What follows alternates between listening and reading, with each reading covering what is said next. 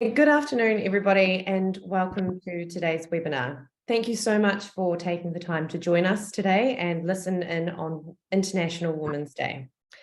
Please note that you can listen in Arabic or English, and you can choose this at the bottom of your screen. There should be a language interpretation option. My name is Kristen Meager, and I co-lead the Women Leaders in Health and Conflict Initiative, which is supported by the Research for Health System Strengthening in Syria project.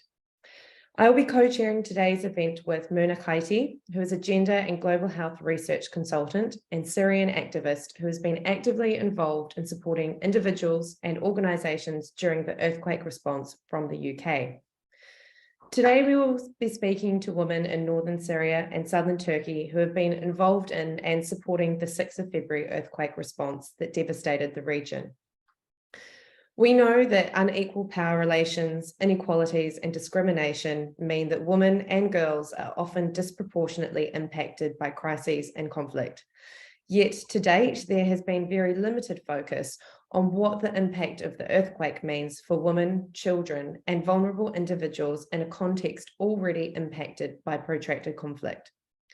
Today's webinar aims to highlight these critical issues, amplify the voices of women, support individuals on the ground through advocacy, and explore recommendations to improve inclusive responses in compounded crises. Our speakers will discuss some of their recent experiences, which will shed light on the gender dynamics and explicitly the impact the earthquake has had on women. They will reflect on why women and gender inclusive responses are critical in these compounded crises, the health impact, again, especially for women and families, how local organisations and women in particular are navigating the challenges that are associated with working in different areas of control in Syria, and of course, what localization means in practice for these women working in the earthquake response. This will help us to explore how women are navigating gender bias and developing their own role and identity within this crisis. Today, we are incredibly privileged to hear from a group of inspiring women working in the region. Firstly, Fatima Al-Obed, who is a volunteer with the Syrian Civil Defence, also known as the White Helmets. She's been working with them for the past 7 years. Fatima has participated in the earthquake-related efforts and in the aftermath of the earthquake civil defence operations. We're also joined by Dr. Hala El-Gawi, who is a Syrian physician and currently a program and advocacy consultant at Med Global. Dr. El-Gawi is also a co-founder of Syria Bright Future and Families for Freedom. We're also joined by Abir Aryan, who is a women's rights activist who's currently head of Atha Al-Farasha for Development, which is a women-led local initiative in northwest Syria. And we were supposed to also be joined by Musna Al-Jundi. Unfortunately, she won't be able to join us today, but we do hope to hear from her at our future events. Lastly, just a few brief housekeeping rules. This webinar will be moderated for about 40 minutes, 35 to 40 minutes, and then we'll ask for questions from the audience. So I request that audience members please turn off cameras and microphones and remain on mute throughout the panel discussion. You can use the Q&A function to ask questions throughout, and we will come back to these at the end. We'll also use the chat function to provide some resources and further information on how you can support those affected by the crisis. This event is also being recorded and it will be shared following the event today. Please do note that this is a safe space for our colleagues and friends who have suffered during this catastrophe, and we therefore request that questions or comments please remain on the points that we've mentioned and what we are focusing on, and that any questions are respectful given the current context. I will now hand over to my colleague Mona, who will be speaking in Arabic, so you might want to ensure, if you're listening in English, to switch over. Thank you, Mona. شكرا كثير كريستين. Thank you very much, Christine. And thanks for those who joined us in this webinar. I will start with Fatima, and I hope that you will be able to hear me and that the connection at your end is good enough? Yes, I do. الله يسلمك يا رب. وحابة أعرف شوي تفصيل عن عملِك كمتطوعة بالهلال عفوًا I بالدفاع would عن الحقوق like to hear more about your work in the Syria Civil Defense White Helmets. All of us know that the White Helmets are the only team that conducted search and rescue team on the ground with machinery and equipment that's specializing in this. Can you summarize to us the work and the role of the White Helmets women volunteers and how important it is that there is a response that is inclusive of women in this critical situation in light of having a conflict and a natural disaster? Thank you very much, Mona. First, the situation in Syria has already been a conflict and war situation. Local organizations at that time should have done something, which is to help people on northwestern Syria. Local teams work on rescuing people based on that. The Syria Civil Defense volunteers, men and women, gathered together and formed teams to help recover civilians from under the rubble. They were trained through different training courses that will help them perform the work in a better technical manner and in a better professional manner. Now, let me speak to the disaster that happens about a month ago. It happened during the first hours of the morning at 4:17 a.m. Turkey time. During this time, people were living in their houses, and this is one of the reasons that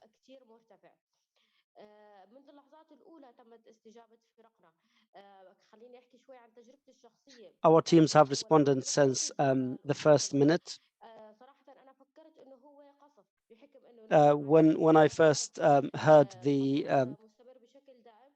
bangs of the earthquake from the ground, I thought that it is a bombing by the regime forces and the Russian forces. But when I opened, when I took my mobile phone to call my friends, colleagues, family, I just realized that it was a natural disaster, i.e. an earthquake that hit northwestern Syria and different levels. And when I arrived,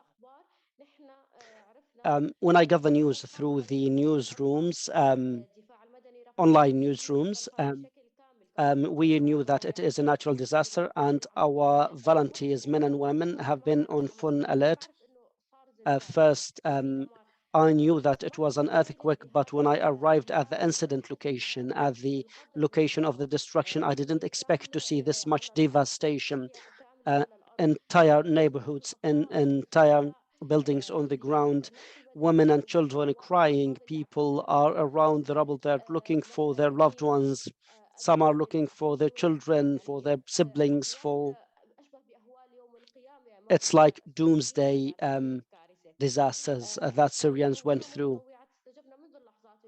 Men and women volunteers have responded as the beginning. We transported the injured to the hospitals and the medical points. We participated in the recovery of the dead bodies and the rescue of the people who are stuck under the rubble. And at the same time, the weather was harsh and cruel. There was a storm that was taking place, and the information, the equipment and the hardware and the machinery that we have is not enough to handle this crisis. So this disaster. So we called on the international community, the international organizations, and other parties to support us in these critical moments in order to save the largest number possible of civilians. Fatima, can you mention to me, you as women, what are the challenges that you have faced while being present in those areas? How did you participate in these efforts? It was really distinguishing to see these women featured in these videos that are coming from Syria, to see women present during rescue operations. What are the challenges and what are the opportunities? How did the community accept you participating in these efforts? At the beginning of our volunteer work in the past, civilians didn't know the nature of our women Syria civil defense teams. But when they started to realize and be aware of the services, including the first aid, the routine care for some diseases and the camps, and the nebulizer sessions that we would give to people, and the awareness sessions that we will provide to civilians about their dangerous environment. And we conducted lots of awareness campaigns on cholera and other diseases. As for the earthquake, the response was in two stages. First, there was the urban search and rescue. People started now to open the road for the women volunteers. They started to appreciate the work that women do as volunteers in the White Helmets / Syria Civil Defense. Cooperation with women volunteers is easier for them sometimes from dealing with men volunteers. And I'm speaking about women in particular, because when the earthquake hit, people were taken out of a sudden and they were sleeping, so they were not, some of them were not wearing like decent clothes, so it was not easy for them to deal with men. It was more appropriate for them and more comfortable with them to deal with women volunteers. And the second thing is transporting people and evacuating them to shelters that were a first response solution, but they are not specialized to do this. So and we have the elderly who have to take medicine at specific time, and those medicines and drinks remained under the rubble. And we don't have health infrastructure because of the bombings by the regime and Russia. Many civilians left their homes without their clothes. Many families had no choice but to sleep under the trees. They don't have the price to pay and buy a tent to sleep under. All people think of homes as the safe space. Having a ceiling and walls is the safe is a safety, but after the natural disaster, it's not anymore. It's a threat of death. And at 8 p.m. another aftershock happened, and because of the panic, some of them lost consciousness. Some civilians dropped themselves, threw themselves from high up stories or high-rise buildings, because they don't want to be killed under the rubble. Some people just chose to sleep outside in the street, under the trees, in the open, because they do not want to go back to the situation of the earthquake. Can you briefly tell me about your needs as volunteer women, to support you personally and to secure support for the community? I would like to speak about women's needs in northwestern Syria. They need shelter. Children need baby formula. They need all the needs. The Syria Civil Defense needs fuel for the machinery. We need support for the care that we provide for the pregnant women. We need specialized medications for women and for children. We do not have them in our centers yet. Thank you very much indeed, Fatima. Thank you for summarizing the needs that are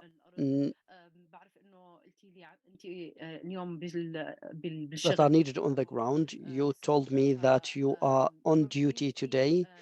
We are very grateful for having you with us. We appreciate your interjection and answering our questions. Thank you very much indeed for being with us. Now I will move to Dr. Hala. Dr. Hala is a medical doctor and an advocate for women leadership in humanitarian settings. Dr. Hala, are you with us? Yes.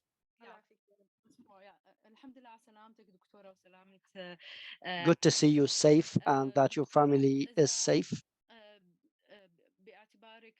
Doctor, as you are a specialized medical professional and based on your work in humanitarian response and the coordination efforts and the advocacy work in leading women in healthcare in Northwest Syria, can you please tell us mainly about the medical needs for supporting women on the ground?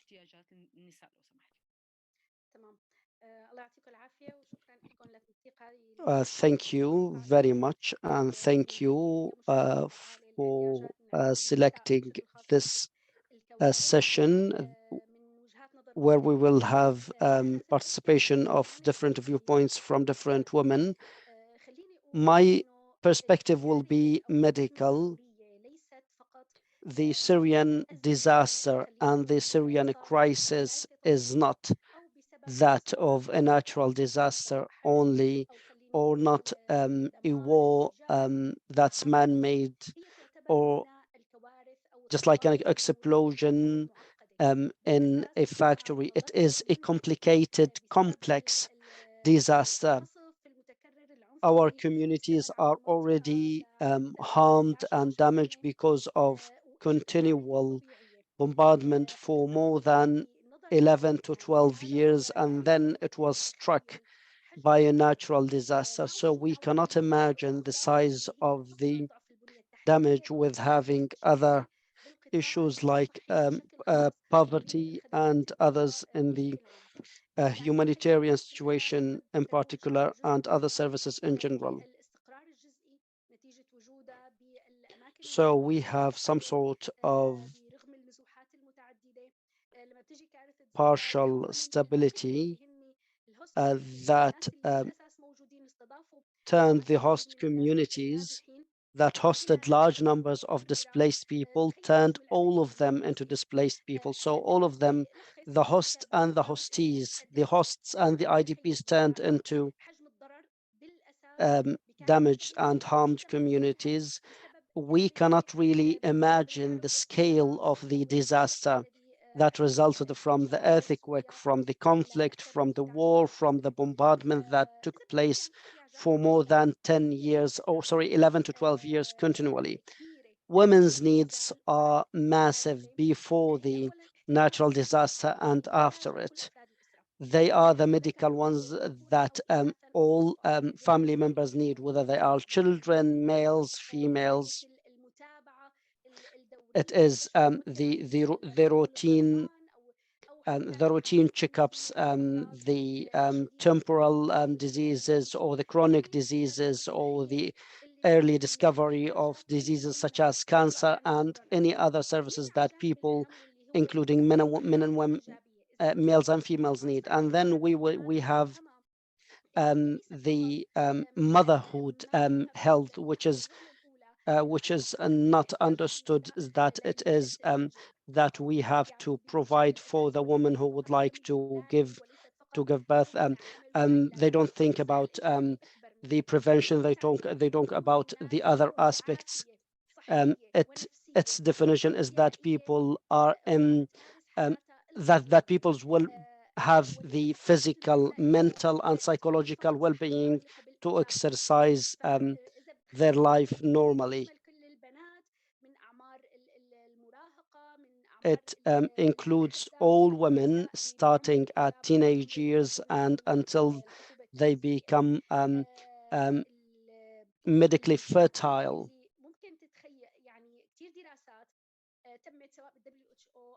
Many studies in WHO and other organizations and UNFPA, all of them issued reports that women deaths that result from disasters or in a complicated emergencies, just like what we have in Syria, that women's deaths and the death rate of newborns is high. And because of all of this, and because people are in camps, and because of all of this, it's complicated because of what happened before it, because of the weak infrastructure, the unavailability of information, the inaccessibility to the service, and if available, receiving a service that's not adequate. And we have marginalized groups, including the elderly and the handicapped.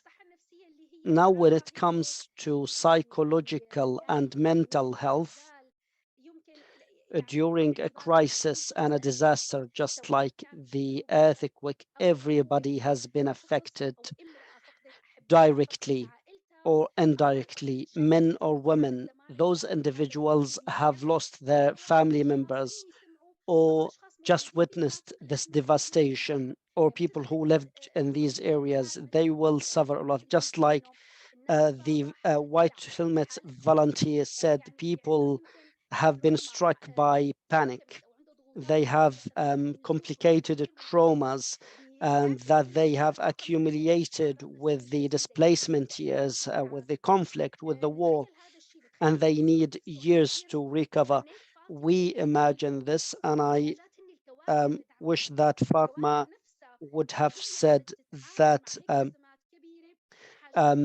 would I wish that Fatma had spoken about the needs that those staff, the Syria Civil Defense women, need, because they need psychological services, they need self-care, because the traumas that the service providers are subject to is worse than sometimes the trauma that normal people suffer from.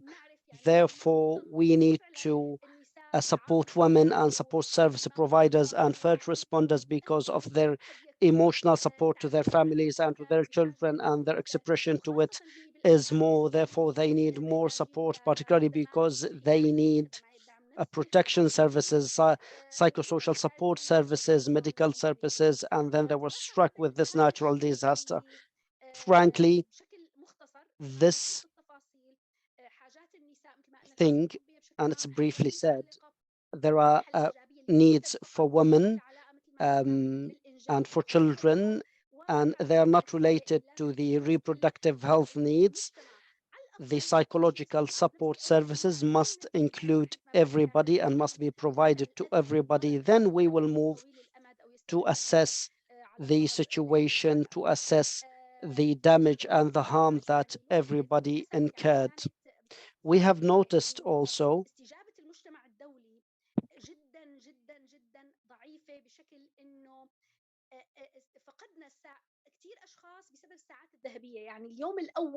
we lost a lot of persons at just the golden hours, the very first hours.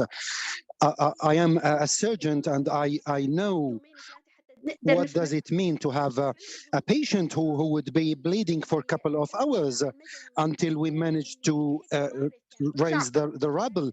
So thankfully, at least with the very limited resources of the white helmets, we managed to do what we could, because the situation was an emergency which might go beyond even bigger states to handle.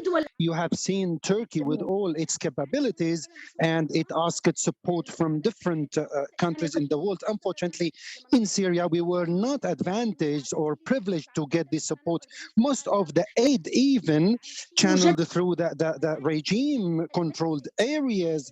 And by the way, what we received in terms of aid was already scheduled, and it did not help that much as a response to the disaster in Syria. A last point, I'm not sure whether we can fit it in. Communities are not being consulted regarding the priorities. I completely believe I'm all for the mental support, but sometimes the first mental support aid might be different. It means that we need to check the priorities. We have heard a lot about women group and from the teams on the ground that people did not want anything in terms of mental support. They were behind basic needs. People needed tents to protect their loved ones, their children, to have a roof above on top of them. So most of the providers and beneficiaries, we have seen that their needs were exacerbating and the gap was just getting wider and wider because their priorities were not taken into consideration. We have seen a lot of local and initiatives, but they helped. However, when we speak about the international, the UN response, it was quite limited and it did not live up to the level of the disaster, the catastrophic consequences on a society which has been already in need and lacking. But from a medical perspective, if I am to talk about the consequences of the deteriorating infrastructures on the health care sector in general, when clean water are not available, access to clean water, we have a surge in cholera and leishmania and many cases, even the basic needs for women, which can't be quite helpful in terms of protection, are now lacking. Hygiene kits are missing, special needs for women are all lacking, with all their negative consequences given the contaminated water, lack of clean water, and the lack of wash services. I hope I covered. تعملي advocacy متعلقة Yes, Doctor, بقيادة thank you very much. I know you quite well for as an advocate for the local leadership for women in Syria, certainly in the healthcare system and the medical, of course, and the health sector. If you would also talk us through, from your perspective, about the importance and the significance of reinforcing the leadership of women, whether at the local level, at the local response level, and perhaps at a wider level, so that we can redeem or fill the gaps in women's needs. Yes, true. I mean, this is the major concern and the major challenge which I've noticed in the medical sector. Many of the voices of the women, voices in the healthcare and the medical sector, we see them, most of them are invested in the protective aspect. But when you look at who are the leaders, you would see males, men are the leaders who put the plans, implement programs which are aimed at women and their medical services. Always the availability and the inclusion of women in any medical related programs at all stages, whether planning or implementation, can be quite helpful in ensuring, facilitating the access of women to medical and healthcare services. In many cases, medical cases for women, whether imposed by their societies, their communities, at some point, some women who are struggling, who are patients, would reject the service because of its providers. So, I mean, when women are left alone with no supportive voices with them in terms of their needs, are lacking. It is quite important to have networks for those women who are working in the medical sector in order for them to have a sort of networking and solidarity in order to deliver the message and the needs and the demands of their fellow women, whether at the level of the coordination with the OCHA, with the UN agencies and other actors in this domain, or at the level of the WHO. So the inclusion of those people, of these women, are quite important. This is about the theoretical level. When we look at how this is implemented, we see it is quite lacking. There is a level of insufficiency in terms of the inclusion. So some would argue, I usually argue that the, the, the the health care related to women is limited or reduced to the reproductive health services. No, it's not. Women have too many other health care and medical issues need to be brought under the limelight. I've seen a lot of cases in Syria, and thanks to the late detection and late identification, whether in the breast cancer or any other diseases, we have seen a lot of failure because the focus is usually shifted towards reducing women health needs in the reproductive health services. So again, I will underscore and stress the importance of women's role in the healthcare and medical sector. And unfortunately, it is under covered right now at the moment. I wanted to ask you about the importance of strengthening the health sector in northwest Syria, because those who know the situation in Syria know very well that cancer patients usually get transferred to Turkey in order to take their treatment. So over the last decade and in light of the vision, the limited vision of the donors towards addressing this particular aspect, would you talk to us about the importance of advocating related to reinforcing and strengthening the healthcare sector and medical sector in northwest Syria? Exactly. I mean, unfortunately, there is a reality in Syria. We have to acknowledge that responses usually, even by the UN agencies, is usually carried on at the high level meetings, is usually carried out away from those with first-hand experience on the ground. The lack of a central hub or body to identify the priorities of the society also are lacking. As you have mentioned, sending patients to Turkey, for instance, a service of anatomy might need for samples to be arranged through Turkey just to analyze, to arrange an analysis for a patient who have given a sample. Many children are being transferred to Turkey because of the fragile and the weak status of the medical system in Syria. Over the last decade, there has been a conviction that, or a reality in Syria, that we followed the priorities of the donors, which were focusing on the emergency response. So there should have been more focus on specialized services which had to do with wide swaths of people. So now we realize that the lack of a central hub, a central body in Syria to assess these needs, whether in terms of equipment for hospitals or in terms of advanced medical education. I mean, that's why we have see efforts in silos and fragmented. So this is what happens when a lack of leadership is present. So unfortunately, who are paying the price the most marginalized segments of the population and of people.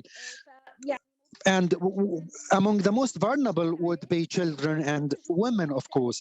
So it is quite an important aspect that we focus, because a robust medical system now in Syria, we act out of a response approach, but there should be a stage of preparation, planning. It's not enough to just limit ourselves towards the responsive approach, just as first responders. Thank you very much, Dr. Hala, for painting this rather comprehensive picture regarding the medical and healthcare system and the need to strengthen the leadership of women and to bolster the medical system in Syria. Let me move now to Abir. Abir, we are quite pleased that you are safe, you and your family. I wish you can hear us. Yes, good evening. I do. So, Abir, since you are leading a local women initiative in Northwest Syria, what are the main challenges you are encountering in terms of limiting your ability to respond to the local community, and to what extent in practice you are able to overcome these barriers in response? How are you managing to overcome these barriers, and to what extent are you implementing the local response term in practice on the ground? Yes, Muna, for us as a women initiative, we tried to respond to women and girls, and at the same time, if we were able to respond to children or to the entire household without any discrimination. We have tried at the beginning to put a response plan, a long-term response plan, which is not a temporary one. So first we responded by mental first aid response, whether to our teams or for women with cases we were already dealing with, and for those in need in the shelter centers. So in fact, there are a host of challenges we are encountering on the ground, certainly in the field, mainly in the fact that the society would have its own red lines related to women organizations, which at many instances hinder the response of women organizations, which are usually tagged as being marginalizing the role of men or men. So that's, of course, we try to respond to women through women responders, so that we spare those in need any embarrassment or any difficulties, and in order to score our objective. So our plan, for instance, included first emergency mental health support response. So we have identified a group of women at the shelter centers. So we focused on the need for them to focus on their hygiene needs and supply their needs for over the next coming months. So in the aftermath of the disaster, when you look at the situation, you will see, if you take a look, that those affected by the earthquake are first and foremost and internally displaced people. Women and households are already exhausted. They have been IDPs for a long time. They were just living by the poverty line. So now, yet, there has been a new sense of instability they are encountering, where they found themselves compelled and obliged to rush for shelter centers. And as you might know, these spaces might not be quite safe for women. We have recorded many cases of harassment and risks and threats to women's well-being. So there is a heavy responsibility on our shoulders as women organizations, while at the same time we are limited in terms of limitations in financing, in terms of. So this is leading to weakening our ability to respond, because as you might know, any response needs to be financed, it needs to be funded. So at many instances we act with limitations. We are doing our best, pushing the boundaries within our capacities, despite the fact that the needs on the ground are much, much bigger and beyond our capacities. Women overall in such a situation are encountering healthcare challenges, because as my former previous colleague mentioned, that the healthcare system is already exhausted. That's why it's strained with an increasing load of pressure. So even some women who have not even managed to get their first emergency response, no one perhaps would have the luxury to think of their basic needs. So this is increasing the pressure on them, which is increasing the pressure and the stress. This is quite an important point. We have to pay attention.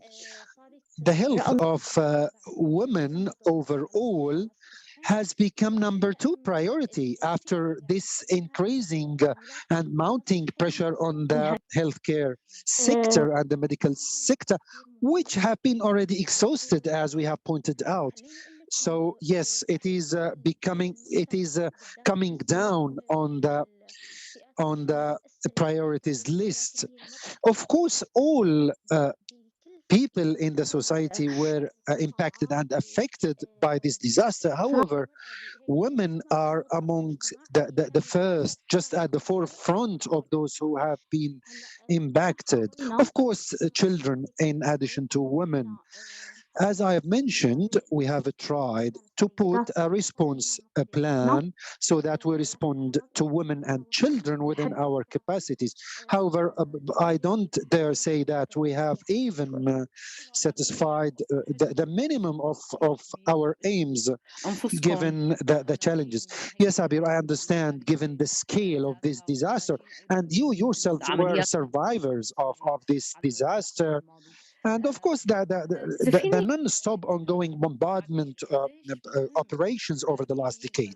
Let me ask you, Abir, what's the importance, do you think, of focusing on bolstering and strengthening the local teams and initiatives who are carrying out the response and improving the networking and collaboration between these local teams?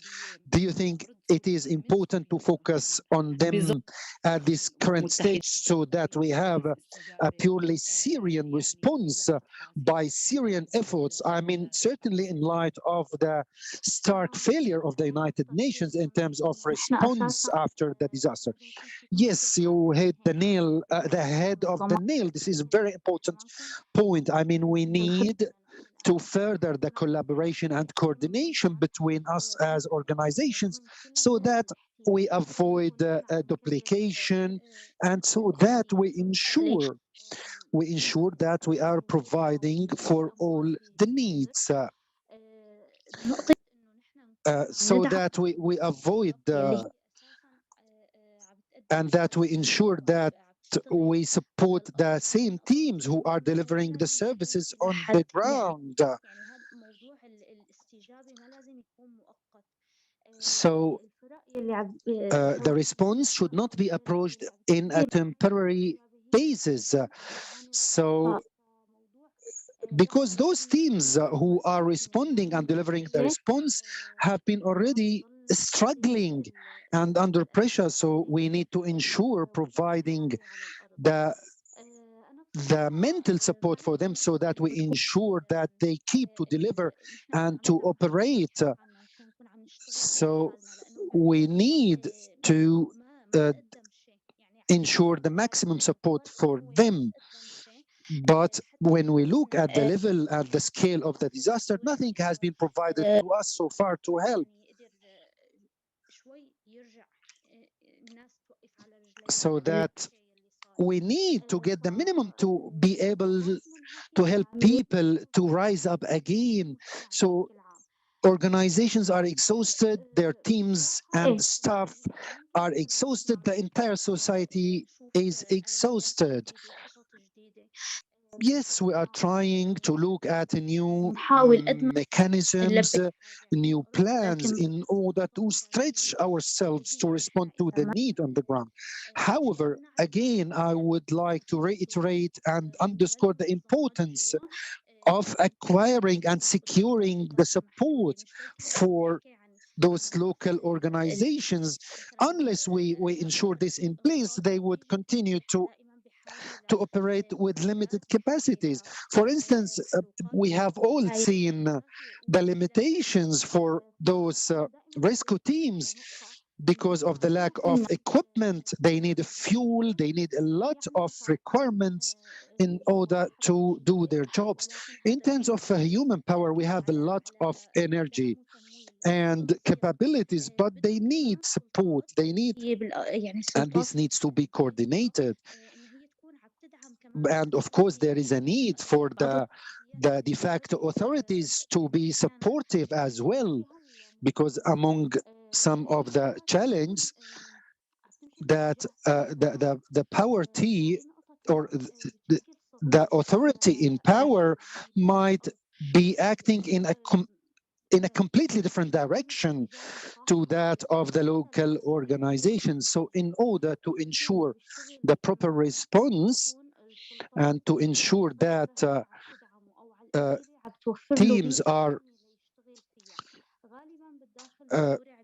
a safe environment for operation needs to be.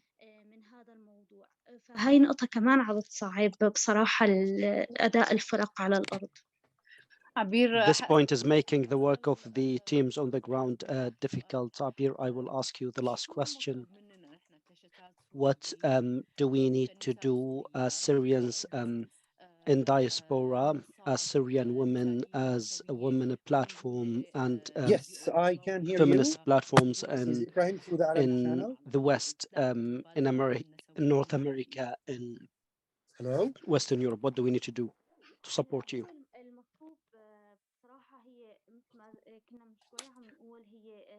Just like we said a little while ago, we need advocacy campaigns clarifying the role of feminist organizations so that the community knows the objectives of these organizations, the field they work in,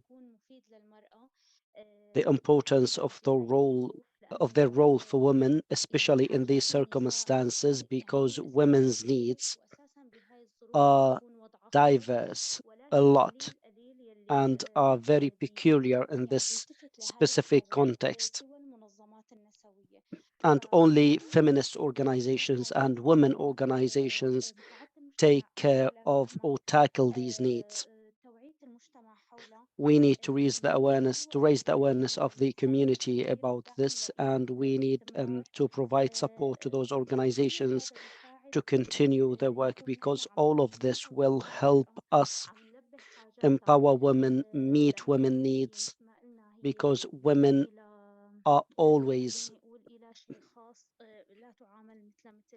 having a specific peculiar situation that's different from others during a natural disaster.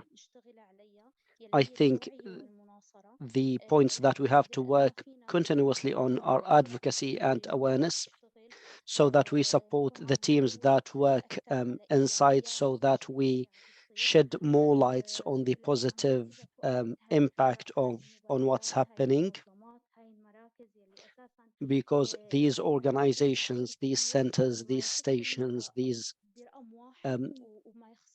bodies are conducting activities that benefit women, and if they do not work, the situation will be more catastrophic. Therefore, we're trying to find support resources, even if they are temporary, because we are always concerned that there would come a day where there will be no support and those services will be stopped. Therefore, a lot of women will be impacted negatively. This is the main role that women do in general to keep women initiatives and women organizations and activities active on the ground. Thank you, Abir. Natural disasters, although they are not genderized, but the impact on women is more specific, and they get women in a more vulnerable of a situation. Women in northwestern Syria are vulnerable, and this catastrophe made them more vulnerable and made their situation more sensitive. Thank you, Abir. I would like to go back to you, Kristen, in case you have any other question. Thank you so much, everyone, for joining us today. I think we are sort of coming to the end of our time, so if there are any additional questions or any other comments, even from our speakers, if there was anything else that they wanted to add, please feel free to do that. I think, we've highlighted some incredible points today around the impact of compounded crises, and that it impacts everybody, and we know that, but without the voices of women, there will remain a significant part of the community whose needs may not be met. So again, thank you everyone today, and I hope that being able to use your voices through this platform, that we can provide some further advocacy and support both at the community level and at the international level. We know that the international community does need to do more, particularly in light of this crisis, but also the whole international community needs to do more in regards to, equality and advancing the role of women and the rights of women around the world. So if there's no further questions, or Mona, did you want to add anything? I just want to add that the scale of this disaster requires an organized collective work from individuals and also from nation, in addition to put pressure on the UN system regarding the humanitarian landscape in Syria. And also it's quite crucial for us as colleague and as team to keep pushing to decolonize the academic landscape regarding dealing with this catastrophe, to push forward to include local women to be in the center of any discussion around the response and the impact of this disaster. Thank you, Mona. Thank you. Thank you everyone for joining. Sorry. Thank you so much for joining, and especially given everybody's circumstances. Thank you again. We'll be circulating this and we encourage people to share this. Thank you very much. Thank you. Thank you, everyone. Take care. Bye.